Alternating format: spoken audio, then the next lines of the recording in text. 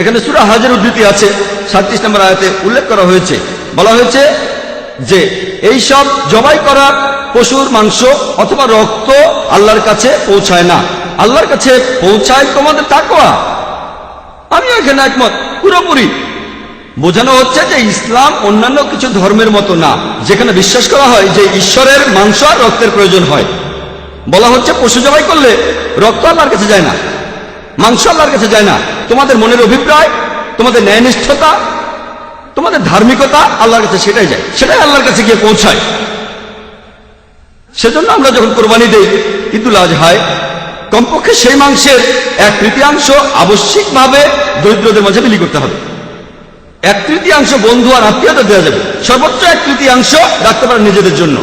আল্লাহর জন্য মাংস রাখা দরকার নেই, কারণ পবিত্র কোরআনে সূরা আনামের 14 নম্বর আয়াতে উল্লেখ করা হয়েছে যে তিনি আহার দান করেন, তার আহারের প্রয়োজন হয় না। আল্লাহ সুবহানাহু ওয়া তাআলা সবাইকে খাওয়ান, কিন্তু তার খাওয়ার দরকার হয় না।